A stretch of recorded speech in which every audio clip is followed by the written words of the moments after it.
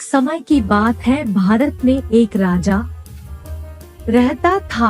वे अपने आप को बड़ा ही सुंदर समझता था और उसे अपने ऊपर बहुत घमंड था। वह घंटों अपने आप को शीशे में देखकर अपना समय गुजारा करता था और हमेशा सोचा था कि इस पूरे संसार में उसके जैसा सुंदर राजा कहीं भी नहीं है। वह अपने लिए सुंदर से सुंदर कपड़े और अच्छे से अच्छे जेवर बनवाता था और उन्हें पहनकर खुद को शीशे में देखकर बड़ा ही प्रसन्न होता था।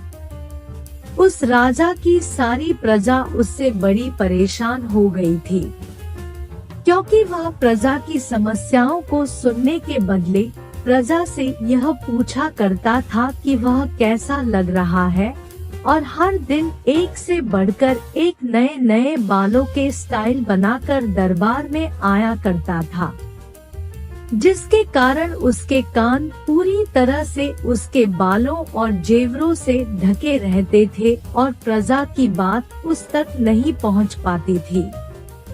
इस राजा में एक कमी थी जो सिर्फ राजा के शाही नाई को ही पता थी।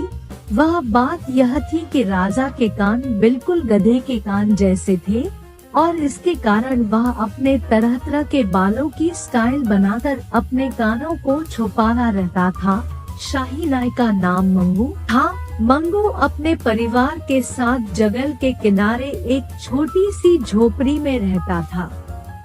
उसके साथ उसकी पत्नी भी रहती थी जिसका नाम था गंगा। मंगू को हमेशा यह लगा रहता था कि अगर उसने यह बात किसी को बता दी कि राजा के कान देखने में बिल्कुल गधे के कान की तरह है, तो राजा उसे जान से मरवा देगा, और अगर उसे नाई के पद से हटा दिया गया तो वह अपने परिवार का पालन पोषण भी नहीं कर पाएगा, क्योंकि मंगू को राजा के सिवा किसी और से मिलने जुलने का या उसके बाल काटने का भी अधिकार नहीं दिया गया था।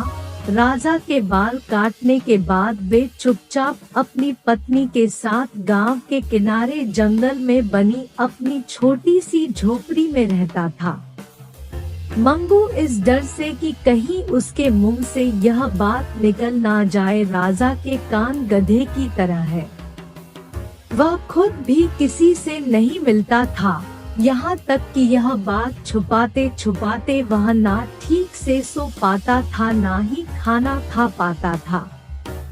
वह बड़ा ही दुख भरा जीवन बिता रहा था। उसका ऐसा हाल देखकर एक बार उसकी पत्नी गंगा ने कहा, आखिर तुम्हें क्या हो गया है? जब से तुम शाही नाई बने हो, ना ठीक से खाते हो, ना पीते हो, ना ही कहीं जाते हो। ज्यादातर समय हमारे घर के पास बहने वाली नदी को देखने में बिताते हो। पहले जब तुम शाही नाई नहीं थे तो हम ज्यादा खुश रहते थे, कम से कम हम लोगों से मिलते जुलते और अपना समय खुशी से बिताते थे। नाई ने अपनी पत्नी से कुछ भी नहीं कहा। वह दौड़ता हुआ नदी के किनारे चला गया और वहां बैठकर चुपचाप पानी को देखने लगा। गंगा बड़ी परेशान हो गई और वह भी मंगू के पीछे पीछे आ गई। नदी के किनारे चारों तरफ इमली के पेड़ लगे हुए थे। गंगा बोली, मैं तुम्हारी पत्नी हूँ, आखिर क्या परेशानी है? एक बार बताओ तो मैं किसी को नहीं बताऊंगी, विश्वास करो।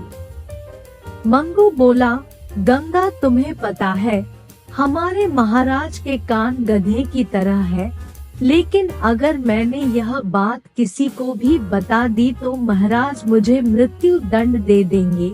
मुझे समझ में नहीं आता कि कहीं मैं किसी के सामने यह बात बोल ना दूं, इसलिए मैं किसी से नहीं मिलता। लेकिन इसके कारण मैं बहुत दुखी हूँ, क्योंकि मुझे अपने मित्रों की बहुत याद आती है। मैं एक एक करके सबको खो रहा हूँ। और मंगू गंगा को पकड़कर रोने लगा।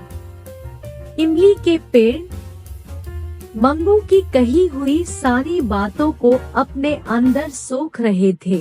मंगू की पत्नी ने वादा किया कि वह यह बात किसी को नहीं बताएगी। लेकिन जल्दी ही वह यह बात किसी न किसी को बताने के लिए बेचैन होने लगी। इसलिए एक दिन वह इमली के पेड़ों के पास गई और वहीं पर चुपचाप धीरे धीरे पेड़ों को गले लगाकर कहने लगी कि तुम्हें पता है राजा के कान गधे की तरह है। और इस तरह से यह बात पेड़ों को बताने के बाद उसका मन शांत हो गया और वे अपने घर वापस आ गई। कुछ ही दिनों में शाही उत्सव आ गया और ड्रम बजाने वाले अपने अपने ड्रम लेकर महल के चारों तरफ खड़े हो गए और जोर जोर से ड्रम बजाने लगे। लेकिन यह क्या हुआ कि ड्रमों के अंदर से एक ही आवाज आने लगी, राजा के कान गधे की तरह है, राजा के कारण गधे की तरह है, राजा के कारण गधे की तरह है। राजा यह सुनकर बहुत डर गया और उसने तुरंत ही शाही नार को बुलाया। मंगू ने राजा को सारी बात बताई और कहा कि उसने यह बात इमली के पेड़ों सिवाय किसी को नहीं कही। राजा ने ड्रम बजाने वालों को बुलाया और उनसे पूछा। राजा को सारी सच्चाई का पता चल गया। वे जान गया कि उसकी सच्चाई को पेड़ों ने अपने अंदर सोख लिया और जब उसे ड्रम बनाया गया तो ड्रम की लकड़ियों से यह आवाज निकलने लगी। इससे पहले कि वह नाई या ड्रम बजाने वालों को सजा देता, राज्य के मंत्री ने कहा, इससे कोई फर्क नहीं पड़ता कि राजा के कान कैसे हैं, अगर राजा प्रजा को प्यार करता है और उनकी सारी मुसीबतों को दूर करता है। राजा को सारी बात समझ में आ गई और उसके बाद वे संसार का सबसे अच्छा राजा बना और उसकी प्रजा को फिर कभी कोई दुख नहीं हुआ और किसी को यह भी याद नहीं आया कि राजा के कारण गधे की तरह है। हमें अपने काम को दिल से और अच्छी तरह से करना चाहिए, तभी हम लोगों की नजरों में अच्छे इंसान बन पाएंगे, चाहे हम में कितनी भी खामियां क्यों ना हो।